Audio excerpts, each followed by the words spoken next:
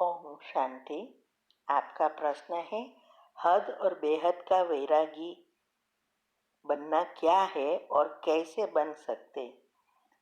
उत्तर है, हद का अर्थ है लिमिटेड। मेरा परिवार, मेरा फ्रेंड, मेरा घर, ये सब मेरा मेरा ये हद है। और बेहद अर्थात सारा विश्व हमारा है, वसुदेव कुटुंब जिसको कहते हैं। तो बेहद का वैरागी जिसा जहाँ कोई भी हद नहीं हो। तो यहाँ शिव बाबा यही कहते हैं कि हमें बेहद का वैरागी बनना है, हद का नहीं। तो जैसे दुनिया में सब साधु संत वगैरह बन जाते हैं, घर बार छोड़ देते हैं, परिवार को छोड़ देते हैं, ये छोड़ के जंगल में चले जाते हैं। आजकल तो जंगल में भी नहीं जाते हैं, लेकिन जाके आश्रम में रहते हैं। तो ये हद का वैराग्य है। तो है हद का वैराग्य में सब कुछ छोड़ देते हैं, लेकिन मन बुद्धि वहाँ ही जाती है कई बार। तो यहाँ बेहद का वैरागी का अर्थ यह है, रहना है गृहस्थ व्यवहार में, सबके साथ रहना है। सब चीज जो कुछ हमें मिली है वो हमारा भाग्य है, उसे छोड़ना नहीं है। लेकिन उसका उपयोग करते हुए भी मन बुद्धि से सब कुछ छोड़ना है, भूलना है। सबके साथ रहना है, हमारे हिसाब किताब भी चुप तो करना है, लेकिन मन बुद्धि से डिटेच होकर नए कर्म पर ध्यान देना है कि हमारे एक एक कर्म बंधन ना हो जाए, संबंध में परिवर्तन हो जाए। तो हद और बेहद ये दोनों में अंतर है। तो यहाँ भी शिव बाबा जब इस सृष्टि पर आते हैं सृष्टि परिवर्तन के लिए, तब यही सिखाते हैं कि आप अपने हिसाब किताब चुकतू करो, गृहस्थ में रहो। आपका भाग्य जो भी आपको मिला है वो आपका ही पुण्य का खाता है, उसको यूज करो। लेकिन उसको यूज करते हुए 5 विकारों से भी मुक्त होना है, विकर्म से भी मुक्त होना है, नए कर्म बंधन नहीं बनाना है, ये सब ध्यान देना है। और मन बुद्धि को शुद्ध करना है। बुद्धि ही सब कुछ करती है। नए कर्म भी कैसे बनाना है वो भी बुद्धि पर डिपेंड है। गीता में कहा है कि बुद्धि हमेशा कर्म को फॉलो करती रहती है और हमारे नए पाप और पुण्य कर्म बनता रहता है। लेकिन जब हमारी बुद्धि स्थूल से सूक्ष्म पवित्र बन जाती है या दिव्य बनती है, तब हमारा जो कर्म है वो बुद्धि को फॉलो करेंगे। माना जो बुद्धि कहेगी वो करेंगे। तो ये तब पॉसिबल है जब हमारे अंदर वैराग्य वृत्ति होती है और हमारी पॉजिटिविटी नेचुरल हुई होती है। तो इसके लिए जो पहली अवस्था है योग की, हमारे योग की 4 अवस्था है, उसमें पहली स्टेज बहुत महत्व की है।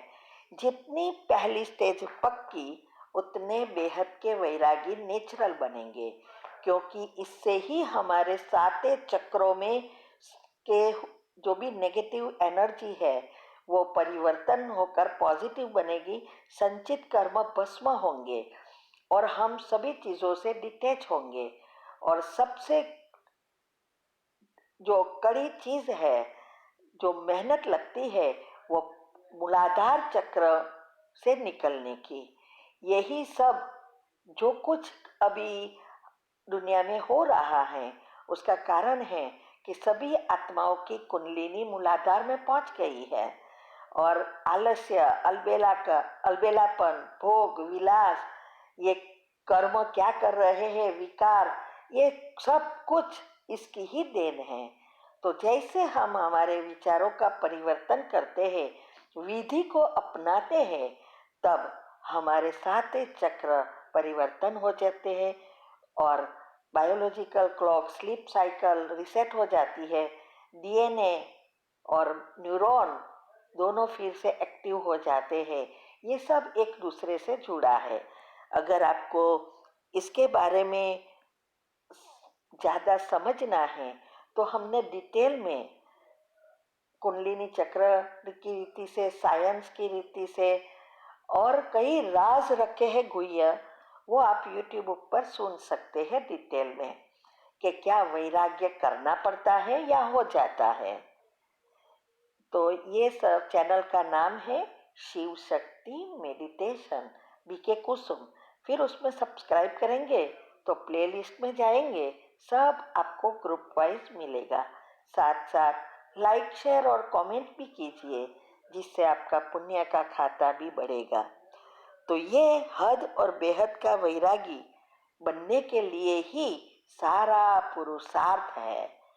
जैसे जैसे हम ये विधि अपनाएंगे, पॉजिटिव बनेंगे, हमारी आत्मा में शक्ति बढ़ेगी, तो हम नेचुरल, हमारा जो अनाहत चक्र जो हृदय से जुड़ा है वो बैलेंस जब हो जाएगा, तब हम नेचुरल बेहद के वैरागी बन जाएंगे, क्योंकि सुषुम्ना नाड़ी एक्टिव हो जाएगी और सुषुम्ना नाड़ी ही परमात्मा की एनर्जी आने का या अर्थिंग देने का स्थान है। ठीक है। ओम शांति। तो बेहद का वैरागी अर्थात कोई भी चीज में हमारी मन बुद्धि ना जाए, संपूर्ण संतुष्टता, खाना पीना घूमना सब चीज में संतुष्टता, तो यही पुरुषार्थ है। क्योंकि अंतमति सो गति का पेपर 1 सेकंड का होगा और उस समय वही याद आएगा जो सारे समय हम दिन में क्या करते हैं वही याद आएगा।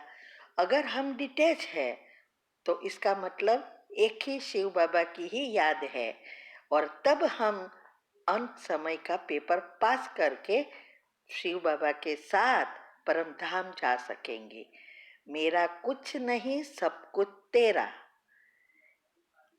तो ये अवस्था बनाना है। ठीक है। ओम शांति।